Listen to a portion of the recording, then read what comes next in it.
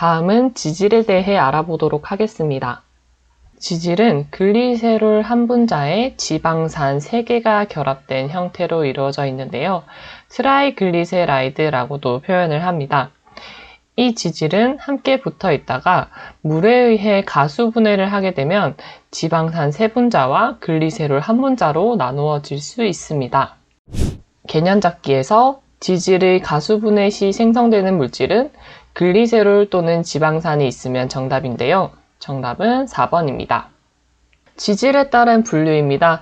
지질에 따른 분류에서는 어떤 지질에 해당하는 것은 이라고 종류를 묻는 문제가 많이 나옵니다.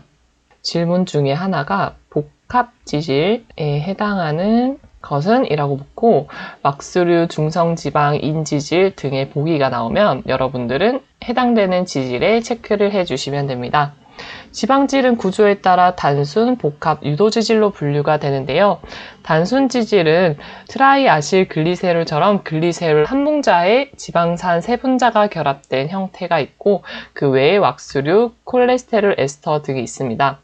복합 지질은 이 단순 지질에 새로운 원자가 결합된 형태로 인이 붙어 있으면 인지질, 당이 붙어 있으면 당지질, 지질과 단백질이 함께 있는 지단백질 등이 있습니다.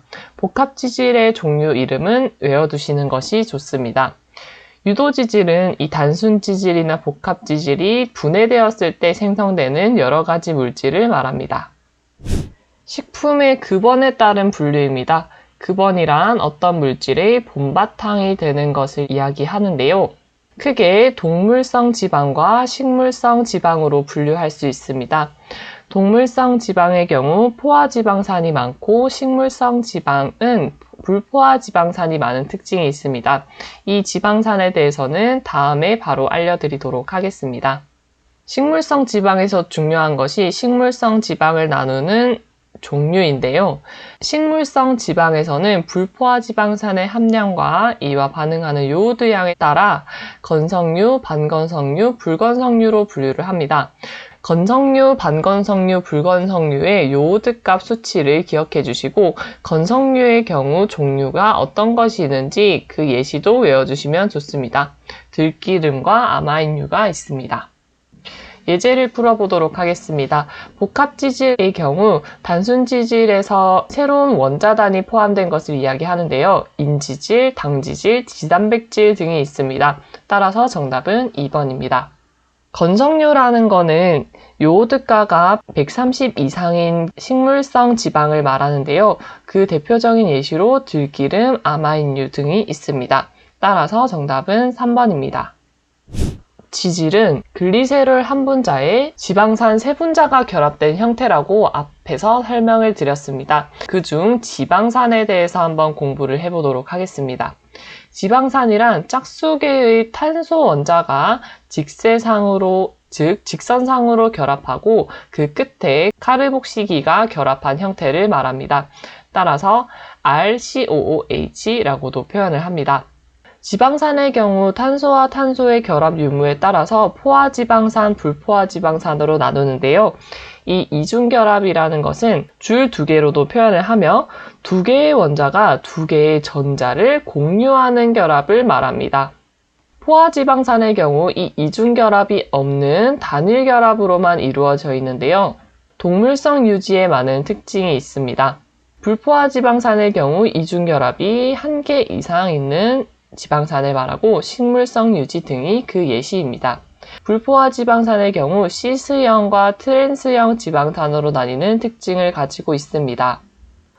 불포화지방산의 종류인 시스형 지방산과 트랜스형 지방산은 아래와 같이 나타낼 수 있는데요. 시스형의 경우 탄소와 탄소의 이중결합이 같은 방향에 위치하고 있다는 특징을 가지고 있고 시스 지방산은 탄소와 탄소 사이에 붙은 수소의 방향이 같은 방향에 위치하여 있고 트랜스 지방산의 경우 탄소의 이중결합 사이에 붙은 수소의 위치가 반대 방향으로 위치하고 있다는 것을 나타냅니다. 필수 지방산이란 우리 몸에서 합성하기 어려워 음식을 통해 섭취해야 되는 지방산을 말하는데요. 필수 지방산의 종류가 아닌 것은? 이라고 질문이 나오면서 세 가지 종류 중에 한 가지가 출제될 수 있습니다. 따라서 필수 지방산 세 가지는 암기해 놓으시면 좋습니다. 다음은 지질의 특성입니다. 지질의 특성의 경우 기출에 표현된 지문으로 많이 구성을 해놨기 때문에 여러 번 내용을 읽어서 푸시는 것을 추천드립니다. 기름인 지질은 물에 녹지 않는 특징을 가지고 있어 용해성이 낮은 특징을 가지고 있는데요. 물에 잘 녹지 않는 특징을 가지고 있는데요. 탄소수가 많거나 불포화도가 증가할수록 이 용해도는 감소하는 특징을 가지고 있습니다. 용해는 어떤 용액에 잘 녹아내는 성질을 이야기합니다. 비중의 경우 물에 비해서 지질은 가볍다고 할 수 있습니다. 녹는 점은 녹는 점이 높아지는 조건에 어떤 것이 있는지로 질문이 많이 나오는데 탄소수가 많고 불포화도가 낮고 이 말은 이중결합수가 적고 포화지방산이 많을수록 녹는 점이 높아지게 됩니다. 따라서 지방산에 의해 분류되는 동물성 지방과 식물성 지방이 녹는 점이 다른 것을 알 수 있습니다. 유화성은 지질뿐만 아니라 식품의 물성에서도 자주 나오는 개념인데요.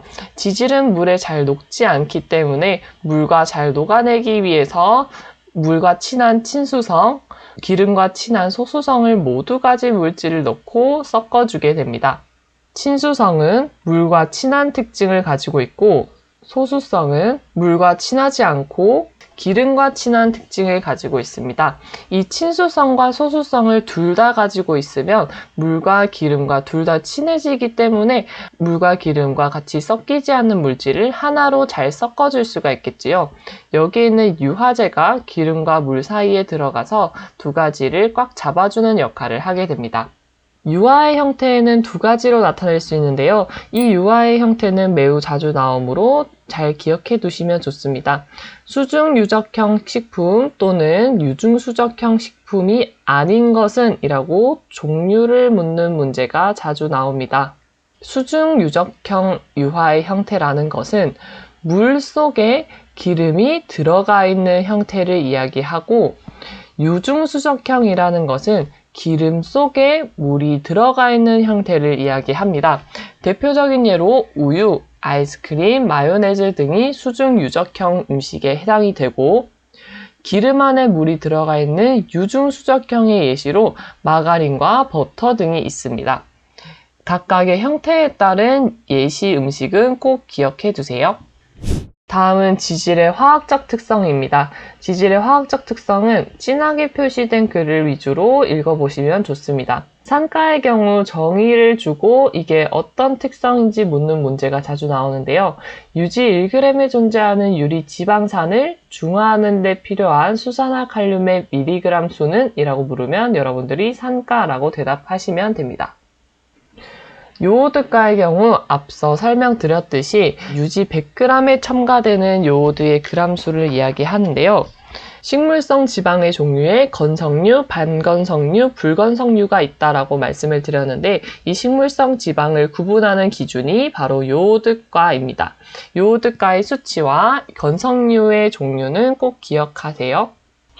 참고의 표현은 기출에서 자주 출제되었고 아래의 내용은 한번 읽어보고 넘어가시면 좋습니다. 유지를 고온으로 가열했을 때 일어나는 화학적 성질의 변화가 아닌 것은 바로 요오드가인데요. 온도가 높을수록 요오드가는 감소하는 성질을 가지고 있습니다. 이를 외우는 방법이 있는데요. 고온 가열 시 요오드가는 감소, 그리고 그 외에 산가, 검화과, 과산화물과, 경화과, 굴절률 등은 모두 증가하게 됩니다. 따라서 고온 가열 시 요오드가는 감소한다는 개념을 기억해 두시면 좋습니다. 유지 1g에 존재하는 유리지방산을 중화하는 데 필요한 수산화칼륨의 미리그램 수는 바로 산가의 정의입니다. 나머지 보기의 정의는 책을 참고해 주세요. 여러분들이 새우나 치킨 같은 음식을 기름에 오래 튀기고 난 후 공기 중에 방치해 뒀을 때 기름의 색이 갈색으로 변하는 현상을 보실 수 있을 것입니다. 노랗고 투명한 기름이 탁하고 갈색인 기름으로 변하는 이유는 바로 산패 때문인데요. 산패는 유지를 공기 중에 오래 놔두거나 유지를 너무 고온으로 가열했을 경우에 지질이 분해되면서 불쾌한 냄새나 맛을 띠는 현상을 말합니다. 산패가 일어나는 원인은 다음과 같은데요. 이 중 효소에 의한 산패에서 리폭시게나아제라는 종류는 기억해 두시면 좋습니다. 리폭시게나아제는 불포화 지방산에 산소를 첨가한 효소를 말하는데요. 이는 지방 산패에 관여하기 때문에 비타민이나 색소를 파괴해서 불쾌치를 내는 특징을 가지고 있습니다. 지문으로 주고 리폭시게나아제를 고르는 문제가 출제된 적이 있습니다. 자동산화라는 것은 산소와 관련이 있는데요. 공기 중이나 산소의 조건 하에 기름을 오래 방치해뒀을 때 기름이 자동적으로 분해되는 현상을 말합니다. 단계는 총 3가지가 있는데 참고에 있는 기호를 파악하여 한번 읽어보시면 좋습니다. 자동산화를 일으키는 원인에는 지방산의 종류, 금속, 온도, 산소, 광선, 수분 등이 있는데 이는 관련 내용을 보고 읽어보시면 됩니다. 자동산화 방지 방법입니다. 자동산화 방지 방법의 경우 산화 방지 방법으로 옳지 않은 것은? 이라는 질문이 나오는데요. 자동산화를 막기 위해서는 산화를 방지하는 산화방지제를 넣으면 좋습니다. 예를 들어 기름에 잘 녹는 지용성 산화방지제가 있는데 비타민 E, BHA, BHT가 그 예시입니다. 비타민 E는 토코페롤이라고도 보기에 출제된 적이 있습니다. 비타민 E와 토코페롤은 같은 말입니다. 수용성 산화방지제는 물과 친하기 때문에 색소의 산화방지에 도움을 줍니다. 비타민 C인 아스코르브산 또는 에리소르빈산이 그 예시입니다. 산화방지제와 함께 나오는 개념으로 상승제가 있는데 이는 이 물질 자체는 방지 효과가 없으나 산화방지제와 함께 투입하게 되면 그 효과를 크게 극대화시킬 수 있는 물질을 말합니다. 구연산, 사과산 등 유기산유가 그 예시입니다. 유지의 자동산화의 원인과 관련이 없는 것은 유지의 자동산화의 경우 지방산의 종류, 금속, 온도 등은 관련이 있기 때문에 정답은 4번입니다. 지방산의 종류의 경우 이중결합 수가 많을수록 빨라지게 되고 온도의 경우 높을수록 자동산화가 빨라지게 됩니다. 금속의 경우 구리나 철, 니켈 등이 자동산화를 빠르게 일으키게 됩니다. 따라서 정답은 4번입니다. 수소 첨가 반응은 값이 싼 식물성 액체 유지를 고체로 바꾸어 이동이 편리하고 저렴한 유지로 만들기 위해서 실시된 반응인데요. 불포화 지방산, 즉 이중결합수가 많은 액체 유지에 니켈을 이용해서 수소 첨가 반응을 일으켜 포화 지방산인 유지로 만드는 과정입니다. 이때 수소 첨가로 불포화 지방산에 속한 이중결합을 없애고 단일결합의 포화 지방산을 만들게 됩니다. 수소 첨가 반응을 일어나면 단일결합으로 인해서 고체인 지방이 되는데요. 그 예시로 마가린과 쇼트닝이 있습니다. 액체 상태의 유지에 니켈을 촉매로 수소 첨가 반응으로 만들어진 경화유는 마가린, 쇼트닝입니다. 조지방 에터 추출법은 조지방이 얼마나 있는지 알아내는 정량시험법을 말하는데요. 이때 조지방은 정제되지 않은 지방질을 말합니다. 즉 순수하게 가공되지 않은 지방질을 의미합니다. 조지방 에터 추출법은 유기용매인 에테르가 지방에 녹는 성질을 이용해서 조지방이 얼마나 있는지 그 양을 정량하는 방법입니다. 속슬렛 추출기를 이용하는데요. 이 속슬렛 추출기의 사진을 보면서 설명을 드리도록 하겠습니다. 이게 바로 속슬렛 추출기인데요. 원통 거름 종이에 분석하게 된 시료를 넣고 유기용매인 에테르를 속슬렛 추출기 아래쪽 정량병에 넣습니다. 그리고 60도씨에서 가열을 하게 되면 에테르가 증발되고 에테르가 냉각관에서 증발된 기체가 액체로 변화해서 원통형 거름 종이에 떨어지게 됩니다. 지방이 추출된 에테르는 사이펀을 통해서 다시 정량병으로 돌아와 반복적으로 조지방을 추출하는 방법으로 이루어집니다. 조지방 추출은 퍼센트 단위로 공식을 이용해서 산출하는데요. 이 공식도 기억해 놓으시면 좋습니다. 조지방 에터 추출법의 산출 방법도 기억해 놓으시면 좋습니다. 조지방을 추출해서 건조시킨 추출 플라스크의 무게에다가 빈 플라스크 무게를 빼고 검체의 채취량으로 나누어주면 조지방을 산출할 수 있습니다. 다음은 개념 잡기입니다. 조지방 에테르 추출법에 대한 설명으로 틀린 것은 첫 번째는 조지방은 중성 지질로 구성된 식품에 적용하는 것이 맞습니다. 이 지질이 에테르에 잘 녹는 성질을 이용하는 것도 맞습니다. 세 번째로 지질 정량 시 사용되는 유기용매는 에테르인데 에테르를 정량병에 놓고 에테르가 증발하는 것을 이용하기 때문입니다. 조지방은 그램 단위가 아닌 퍼센트 단위로 산출됩니다. 따라서 정답은 4번입니다. 다음 시간에는 단백질, 무기질, 비타민에 대해 알아보도록 하겠습니다.